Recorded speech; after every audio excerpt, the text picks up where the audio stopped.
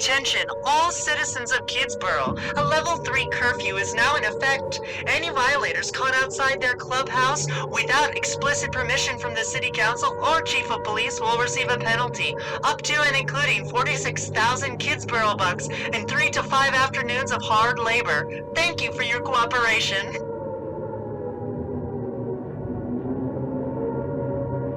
Welcome to the People's Republic of Kidsboro, the failed state, with dictator Andrew, Ryan. I think that's the name in the book. Anyway, checks the fuck out. Yeah, that's the kid's name. Yeah. Welcome to Talking to Tomatoes, the podcast where we wrote a new thing. I'm gonna start that over. Welcome to Talking to Tomatoes, podcast where we talk about the Christian children's media we grew up on, not just for the quality, but for the pernicious propaganda behind it. My name is Eric Eberly. And I'm Vox Populi Jubilee Alexander, and I'm drinking because this episode is annoying. So yes, we are continuing our journey into Kidsboro, and we actually, after we stopped recording last time, we made a quick change to what we're gonna do. So, calm down, everyone. Calm down. I know. Both of you are watching are so excited. Hi, Heather. Hi, Heather. Shout out to our first fan. So last time, something that was really confusing me because I listened to the episode and started reading the book was what happened just because I did all this in like a day and a half. I was having trouble keeping track of what happened in this book versus what happened in the show. So we decided to let Jubilee watch the 2 episodes and me to finish the first book in the Kidsboro series. And then we'll just sort of compare what goes on. First off, I'm going to say I think I was wrong about something with Kidsboro. I don't think that this was written from an outline that they just dropped dialogue in. I think it was written with no outline, and the guy was figuring just basic forms of story and book construction as he went on. Because weirdly, the book gets better as it goes on. But interesting. I mean, not in terms of the story makes any more sense or the characters' motivations are clear. Just in terms of it as a written piece of text is better in later things where conversations are had and perspectives are shared, everything, not just time makes sense. Yes, yes, exactly. Other places are established and relationships are deepened and stuff, but I mean, none of it's good, but it is better than it was in the first 4 or 5 chapters. So the book is only 85 pages long, 13 chapters. I mean, it's fine, the fine length for the kids' book. In case this is your first your first experience with Kidsboro, there were a couple of episodes of the Adventures in Odyssey radio program that were basically promotional episodes for a book series in 2008 with that is a sort of not using a lot of the standard characters from Adventures in Odyssey. It's a new set of characters with the exception of, John Avery Whittaker and Eugene and a few other characters who are referenced, but for the most part it's new characters, and it's like a new adventure that happens. A bunch of kids basically found a town, and what a silly thing this is. Let's dive into it. Is basically what the story is. What happens as these kids do it, and something that we started talking about that I want to come back to is that the radio program, at least the first one, had all of this stuff about the founding fathers and America and just this real sense that continues. It continues? Yeah, that is like a huge thing. It doesn't continue. It bookends. It turns into a freaking political mystery, which honestly was approaching camp levels of melodrama, which I almost liked, except it just kept being really stupid. But I was literally like, I'm like, this is Nixonian levels of cover up and I'm excited to share it with you because Because I haven't looked at as we texted the was it this morning and last night, and Jubilee was like, yeah, I mean the crime and the cover up, and I'm like, cover up? There's a crime in oh, the the cover book, but up there's is no. multi-layer. Oh my, there's like a twist and then a double twist.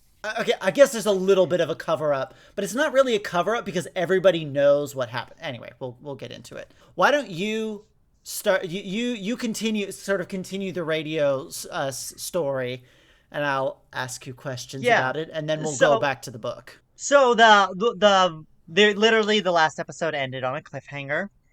Someone had thrown something stinky and everyone was mad because the only job of the government was to keep them safe from stink bombs, apparently. So it goes into this big long thing, and again, it keeps having the shape of a much more pointed political point than I think actually gets made. You were mentioning there was like an attractive, popular mean girl, Yeah, Victoria or Vivian Vivian. or Vivian. Valerie Okay. or Valerie sounds right. V for Vendetta goes is mad because the government won't do it. And then they keep saying things like, what if there was a government oh, sorry, I have to go back. So multiple houses are getting stink bombed, and they go, "What is the government gonna do about it?" And they're hemming and hawing. And Nelson invents a counter smell. It's an air freshener. They make it sound really complicated, where they literally goes, "I examined it, or I examined the stinky thing, and I found out its ingredients." I was like, "Fucking cool! You did a thing and stuff." And found a way to counter the smell. And he's like, "Oh yeah, it smells very like a pine forest in here." And I kept being like, "Man, I wish you would say." I kept wishing that they would say, "We are in a pine forest," which I thought was what the joke was going to be. That he actually just like opened his windows and he's like, "Ah, fresh pine." Like, yeah, you're in a pine forest. when I That put did not when I turn out to put be. when I put this Yeah. in on your windowsill and open the window, it doesn't smell as bad. It's just like, yeah, yeah. I bet you it was Wow. that and not the window. Fresh wilderness air. Who knew? So he makes the thing, but then he like gets weirdly protective of it. He's like, "I'm not just gonna give this away. This is my job. This is my." I don't think he uses the word he uses a word like livelihood. Like, this is my legacy, or it's livelihood or something like that. Sure. And he goes, "But the people can't spend all their money on this just to keep their houses from stinking." And someone goes, "What if there's a government?" They say, "What if there was a government program to provide stinky anti-stink stuff for everyone's houses that are effective?" And Nelson's like, "Well, where am I going to get my money?" He goes, "The government will pay you." They go, "How's the government going to get the money?" They go, "We'll raise taxes." Bro, what are you talking about? It's That madness. And that's awesome. and hold on. That's the setup That's the for these setup. two Oh my god. episodes. So they go through all that, and then they're like, "Ha ha," like it seems to be working, but whatever. And then, um, it's like it's helping solve the treat the symptoms, but not the solution. So Nelson suggests that they set up security cameras high up in the trees, looking at every single house and way in or out of Kidsboro. And I'm kept being like, are we doing surveillance state? Like, what's going on? Yeah, yeah. Or And so like you were saying, this is the it setup for the has the government shape of an overreach. interesting, yeah. And I keep being like, "Oh my god, that's crazy!" And then someone the reporter girl is messing around in one of the trees and is like, "Why are there no wires?" And someone goes, "We live in a wireless world." I was like, "What?" And then they go up there and the cameras are fake. They're not real cameras. And Nelson charged the government for them. And they had to What? raise taxes again for the things. And they're all like, and she goes, "I know how to." Oh, but I'm losing my mind. I'm losing my mind. I was listening to this so early this morning, and I just kept being like, "Sure, man, that makes sense." So then she goes, and they go, "Well, that's suspicious." Do do do, shing change music, and then Nelson and Ryan are having a discussion, and then they go, wait a minute, what's that? Look, a recording device. And like, oh no, we've been recorded, which apparently it's like just a tape recorder because Yeah. they edit the tape because they go, I know what to do. Okay, you're not going to show us that thing. And then one of the reporter girl, confronts Ryan with the recording that doesn't show anything suspicious. It like because they've re-recorded over Because they've this, had. they Yeah. they and that you hear the recording over and over again where they go, "Hi Nelson, I got that book I brought back that book I borrowed. It was very good. Cool. I'm glad you liked it. Oh well, see you later." But then she like does a timestamp comparison to be like it's 57 minutes. Like listen to this beep. Nelson's watch beeps every um like on the hour every hour. And but it only took 57 minutes. There's 3 minutes of missing footage. Where's the 3 minutes of missing footage is something she says. Where's the 3 minutes of missing? What the And so at this point, the thing that is being covered up is the fact that the cameras are fake. And then because of her suspicion and he doesn't know what to tell her, Ryan starts snooping around at Nelson and finds like in his recycling there are bottles that have been cut in at for like at some point they've referenced that the stink bombs are like soda bottles that are cut in half. I guess they must be plastic because they kept saying bottles, which makes me think of glass bottles. They're like they've been Anyway. cut in half long ways and filled with something stinky. Maybe they get like sealed back together, but he finds these in his they find these in his trash. I should have written down the order of operations because they kept being like there was a he then tells the reporter, please don't report about this. Blah. It'll like I'm keeping everyone safe. This is the only way I can keep people safe is why he was doing the cover up in the first place. But then when he finds out Nelson did it, he has to expose Nelson by exposing that they were working together. And then he has to resign. And after he resigns, the double twist that has not yet happened yet is so maybe there are three twists because later he's thinking about it and he goes, wait a minute, why would he cover up that there was why would he expose that there was a cover or something or Nelson admits or like he figures out somehow and even after it was kind of revealed and then part of the city council decided to keep it quiet, Ryan just gets suspicious and starts questioning Nelson and finds out that Vivian, who's his sister, Valerie. Valerie is the one who pressured Nelson to do the original stink bomb in the first place to undermine the political structure of this. So Ryan or I'm sorry, I'm losing structure because of the cover up, which I guess eventually does come out. Ryan resigns, And and Valerie then gets to Vivian's be running for Valerie's running, not elected yet. for He mayor. then Yeah. gets suspicious and questions Nelson, and it turns out that Valerie was the one who planned it all from the beginning and pressured him to do this. And and then they write an article about it, and Ryan gets reelected. That And my is God, wild. That is so wild and so different than the book. and that wasn't even talking about a trial where Valerie sued the city because the anti stink potion made like stained her shirt, so she sues the city for, let me be clear, 40 Kidsboro dollars, which ruins the city. Like they have to cancel multiple public projects, like a rec center, whatever that means. They kept going, oh no, the rec center, we Not can't the do it rec anymore. center. So yeah, Ugh. just like the spider webs, it all comes back to Valerie and stuff. To be fair, Valerie plays a big part in the book too, but just not in any of not in those ways.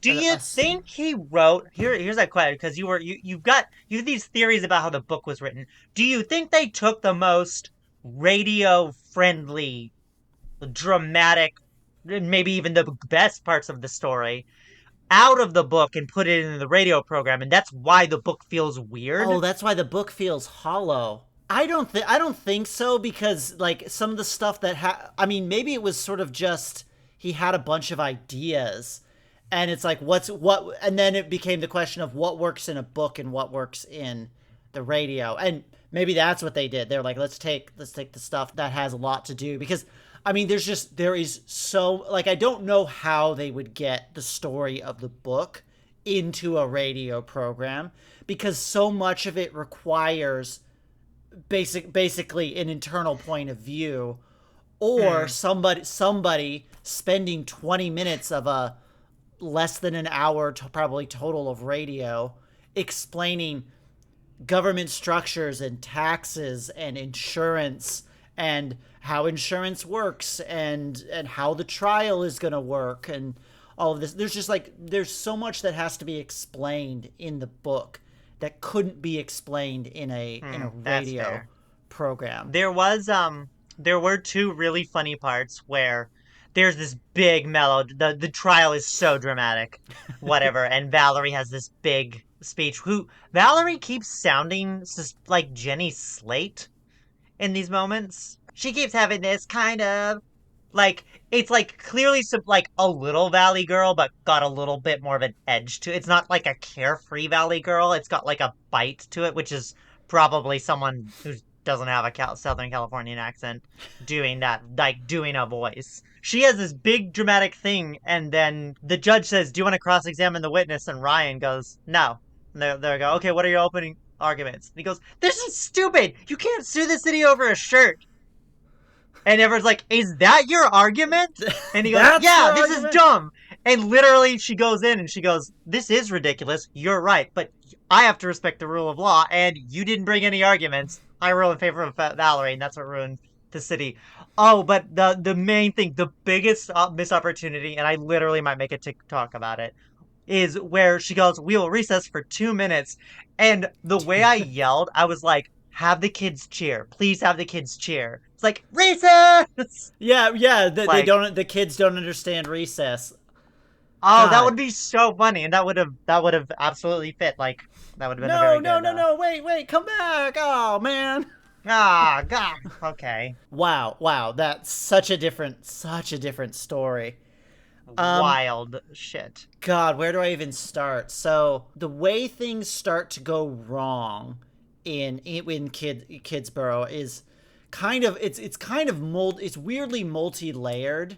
There's a couple things. There is Valerie threatening the mayor unless the mayor starts voting in her friends, who are all, boy, they make a big meal out of all these people. Character named Rodney Rathbone, who's is the son of the, which I literally just realized in the Odyssey episode we reviewed that had Rodney Rathbone as the son of the sleazy business owner, like the electronics store owner. The kid was the hero in that story because he was the one who snitched on his dad to the radio station. Hero is quite. He was just being shitty to his dad, who was also shitty. So I was like, okay, I guess that's a good thing. Rodney Rathbone is mentioned briefly. I think he's mostly blamed for some of the stuff. Like I think they put up the cameras because they suspect. Is his gang called something? He has it's called like the gang. Bones of Wrath or something. Yes, kind of the Bones cool of Wrath. And I was like, oh, that's kind of cool. Well, they referenced the Bones of Wrath like twice before explaining that it was Rodney Rathbone's gang of delinquents, which is the words they used. It's a very Encyclopedia Brown. They're part of a gang of tough older boys named the Tigers or whatever the hell they were called. Okay, so Valerie is threatening the mayor, fists on the desk like, "I'm going to make your life hell if you don't let my friend in." There is a kid who Mr. Whitaker basically forces Ryan to put forth to the city council and like use his sort of reputation as the mayor to bring this kind of loner kid into the city. And the things start to get tricky because the rumor around school is that kid's dad is in prison. What happens is there's a break-in. There's some reason why everybody is away, and then somebody comes back to their house and finds Roberto, the new kid, standing in the house that has clearly been trashed, but nothing has been taken. And Roberto. Okay. Yeah. Everyone's got monosyllabic white names except for the criminal. The child. Son of a criminal. The son of a criminal. So the trial in this one has nothing to do with Valerie. It is Roberto's trial about whether or not he did it. He did it. The evidence is that they saw him in the house that he was there, and he goes, I heard someone screaming, and I came, and the door was open, and I walked in. God, it's Titan. It's Jack and Titanic all over again. I mean, it is the most circumstantial of circumstantial evidence. And I mean, there's just the way that the police girl like throws him up against a wall and like just does all of this. She's not the judge in this one because they have a bunch of there's 28 kids by the end of it. I mean, most of them are not named to much degree. Yeah, so Roberto gets a lawyer, and the lawyer is terrible. And in the same way you were talking about you kept feeling like this had the shape of a different kind of story. I was like, cool, are we going to get into something about like justice or something where justice is absolutely not served? Oh yeah, and the newspaper prints a story about like the new citizen, including a piece of gossip that his dad is in prison, and I'm just like, this kid was so set up to not like. I mean, he was set up to take a fall, but it wasn't really even about him. But I kept feeling like this story is going to take the shape of a huge miscarriage of justice. He has a bad lawyer. Everybody has basically decided that he's not going to be there. People didn't want him to be there already because of his connection to a criminal past.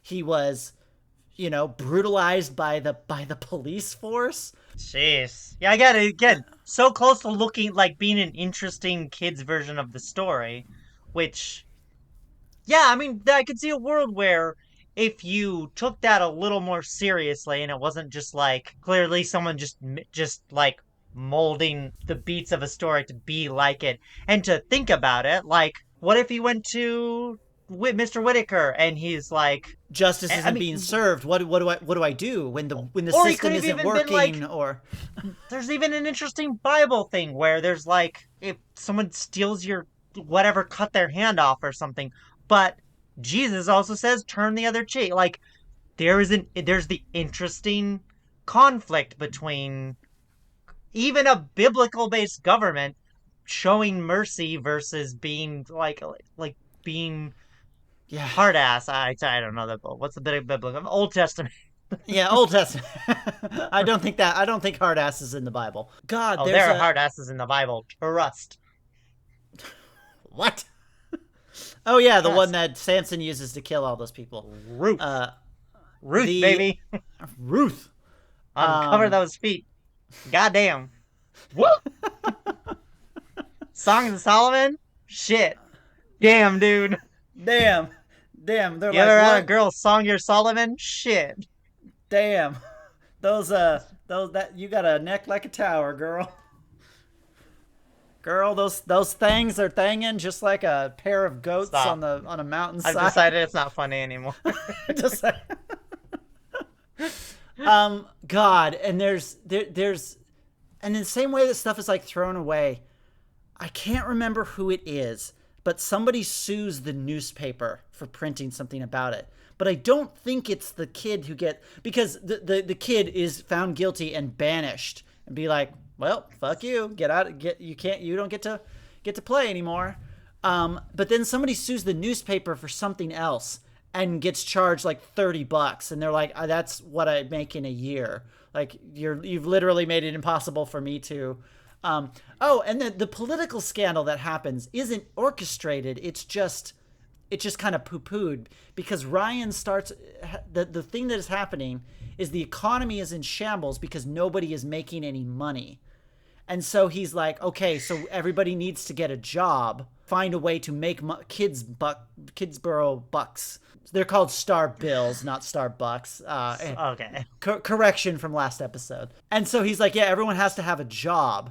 But then I'm just sitting here going like, it's a closed system. Where is the money coming from? Which also, by the way, the whole... Someone has money. The money exists. Somebody has it.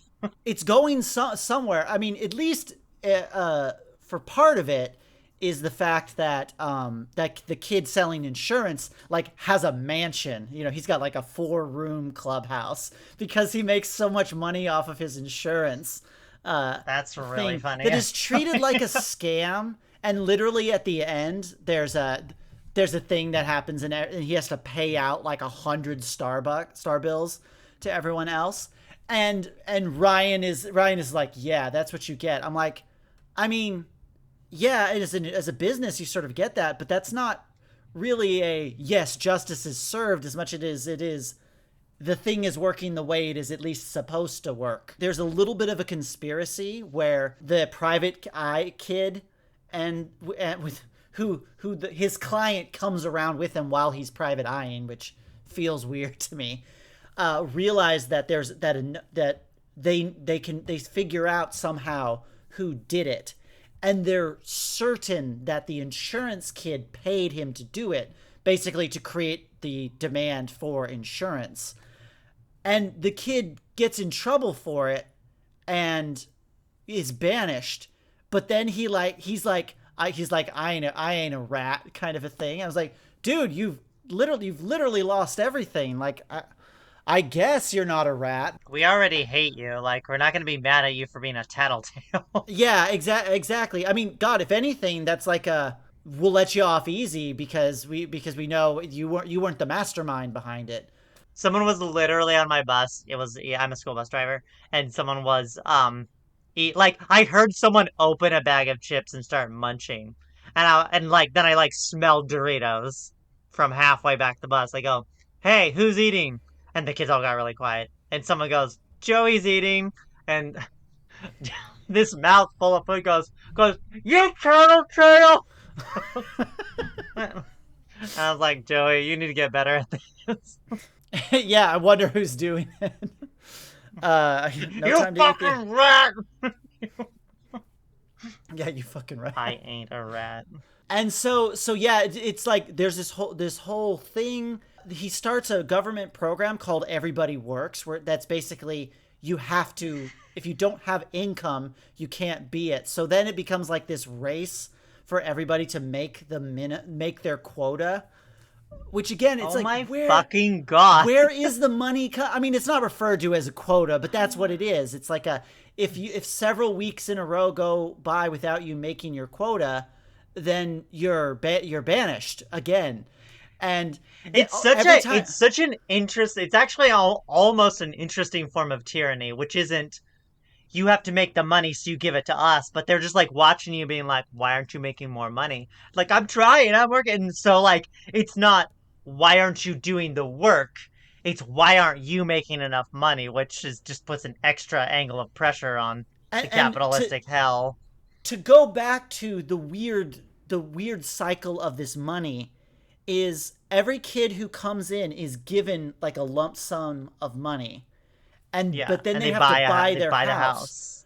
And the question is from who? I assume the city, which means the city gets the money back. Should have a shit ton of money. They should have a lot. That would be an interesting way for them to be like, oh yeah, we get this money. But again, none of it makes sense because it's like, where did the money come from? And if you're literally just creating the money.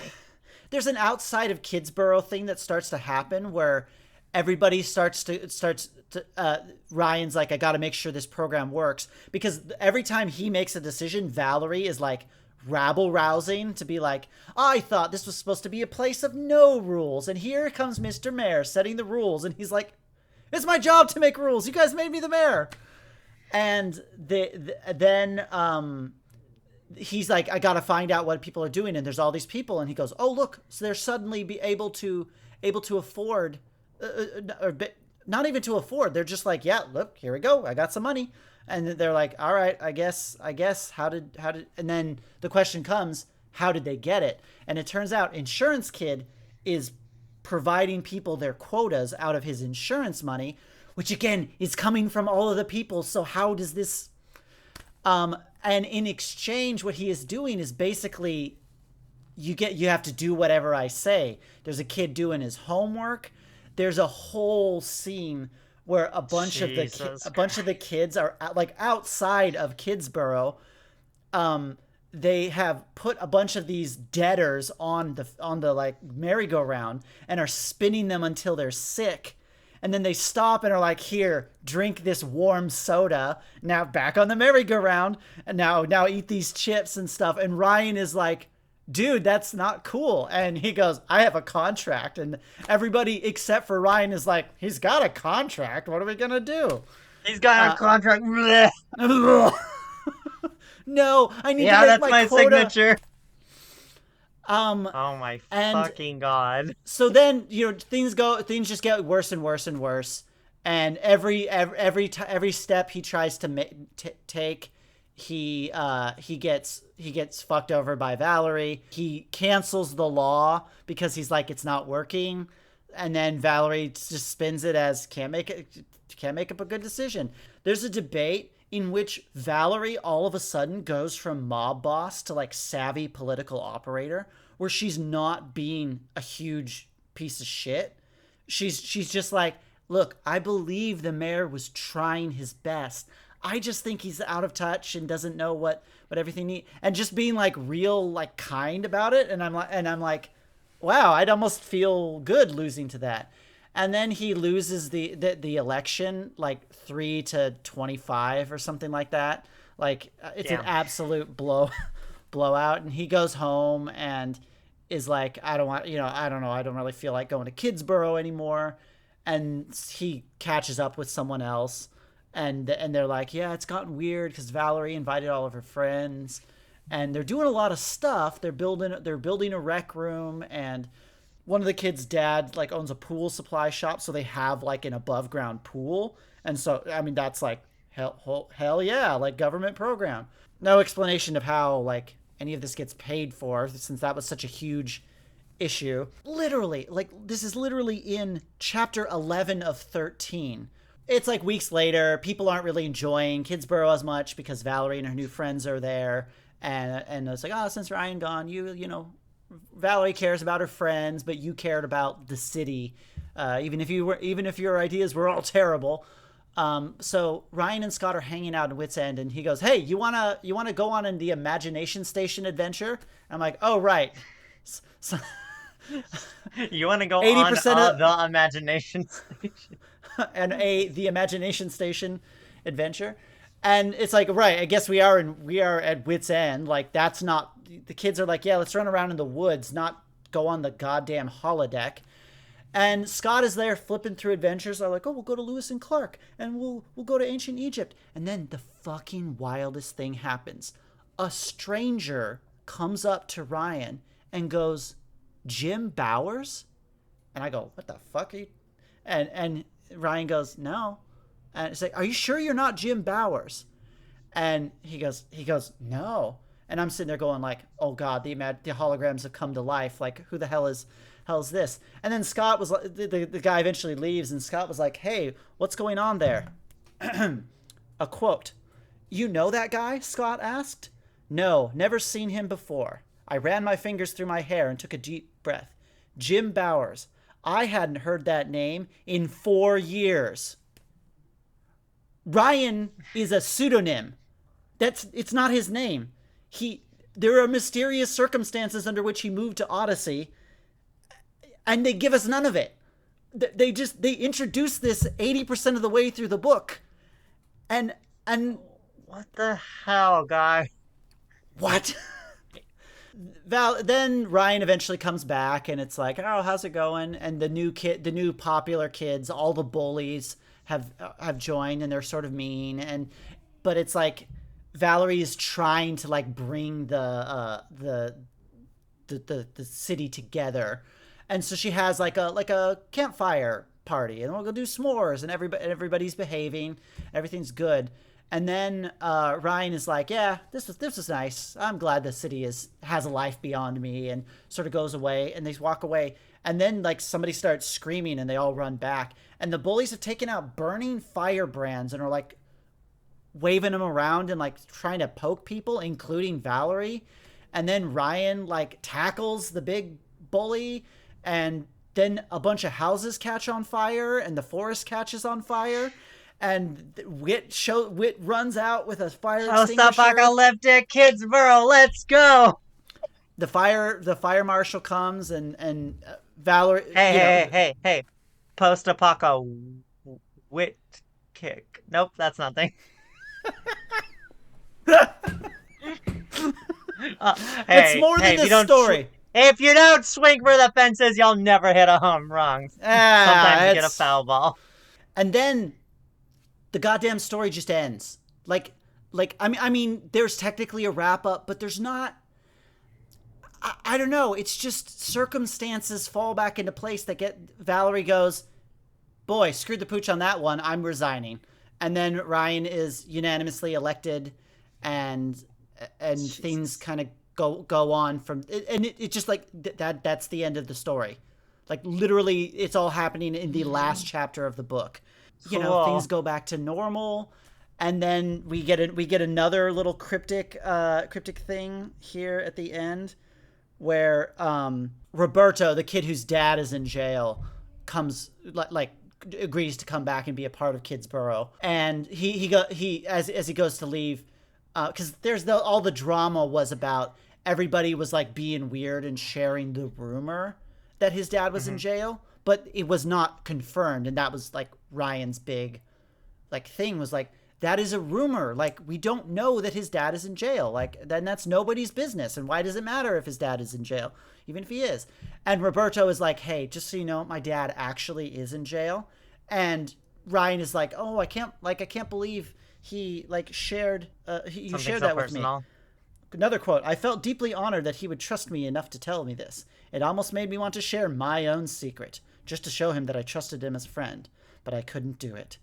I was just like, cool, glad we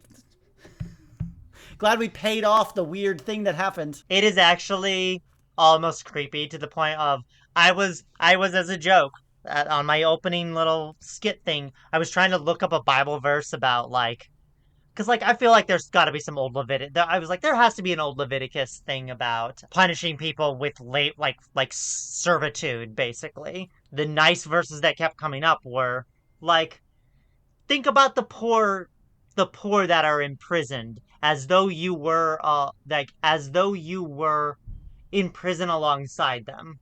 And I was like, hey, there's a Bible verse for you, Odyssey. Maybe Hey, don't be Wit. shitty to this kid. Hey, It's not Wit. even him. Hey, Wit, it's not even him. It's his dad. Like, that would Yeah, what again, are we what a going? shitty I can understand from a worldview being like, you did the crime, you gotta do the time kind of a thing, but what the fuck does that have to do with the kid? Like I deeply don't even understand where that would come from. The fact that Ryan has a unique perspective compared to everybody else is so weird. Like, why is everybody else doing the wrong thing and he's doing it right? Like it just it makes him like it makes you almost feel a little crazy because you're like, am I wrong? Should we be worried about it? Because everybody else is. I mean, the fact that they spent all this time where he's like, I only need 15 votes, and that's more than 50%. I do have to say, I am looking forward to the next book because it is called The Rise and Fall of the Kidsborian Empire. I Okay. don't I have no I've looked that is the extent to which I have looked at the next book. I am so excited. I Incredible. is I don't there even know what to say. This is so insane that I've like completely lost touch that this is supposed to be. There was something at the very when Ryan resigns. There's a bit of a moralism, but it's not even biblical really. It's just like he goes and tells Whitaker. He goes like, yeah, anyway, I resigned because I was doing a bad job and I covered up and lied. And Whitaker goes, I hate to say it, but I think you made the right choice, and I think your friends might forgive you, but you did something pretty bad. And I was like, all right, cool. Like, Yeah, I mean there's a lot of I oh, mean about the he just dribbles on about our country has strayed from biblical principles in the last 200 years, which fucking has it. really when please. But it's yeah, I was kind of like, what is the point of this story? All of the city, all of the civics angle of it just gets lost in the by the end of it turning into like a middle school drama about friends and bullies and stuff like that, and friends getting mad at each other. It almost feels like they're trying to blow up kids' problems into civics rather than reduce civics to a kid's problem. And I feel like there's a dissonance there where they both they don't work in the direction they're trying to go most of the times. Because yeah, most of the civics get so weird because you're making them argue economic policy. Like the economy is in shambles.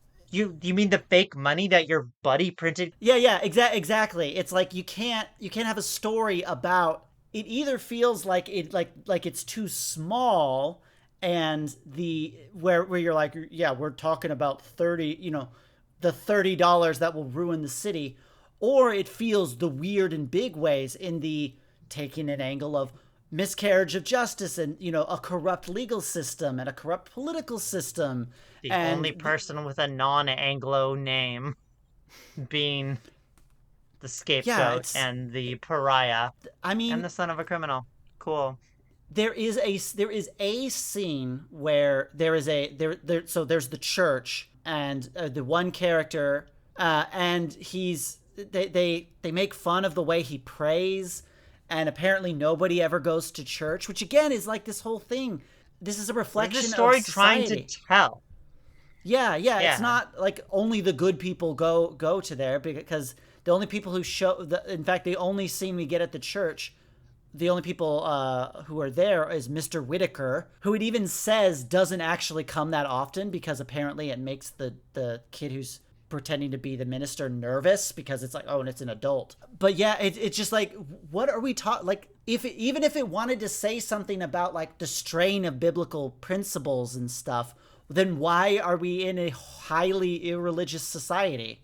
Like, God, it's so weird. But I'm so excited for the rise and fall of the Kidsboro Empire, rise and fall of the Kidsboro Empire.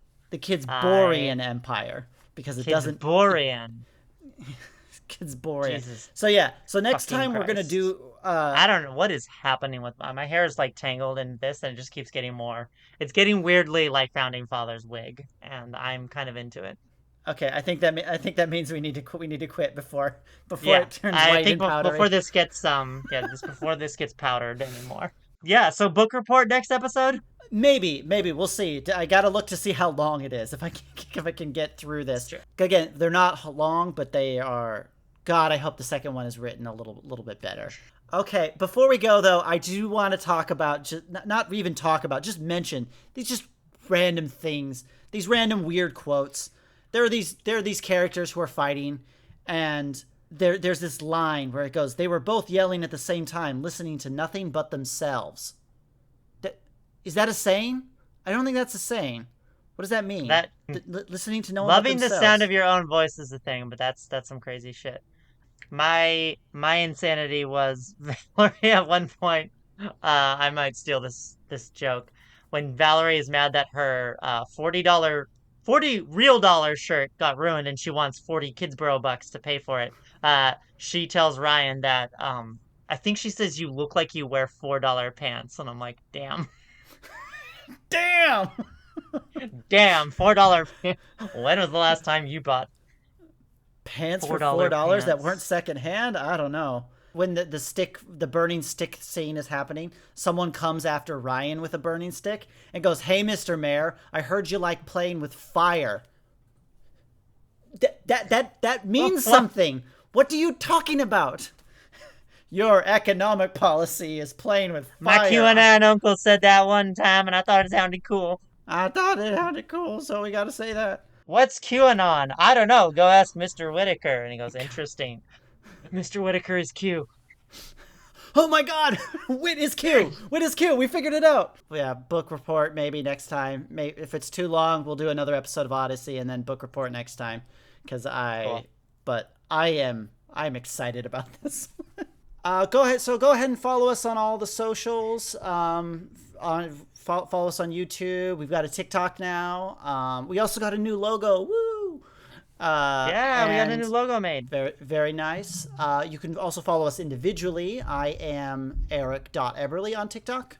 And I'm Titan of Joy on TikTok, and then the Talking to Tomatoes is Talking to Tomato, apparently.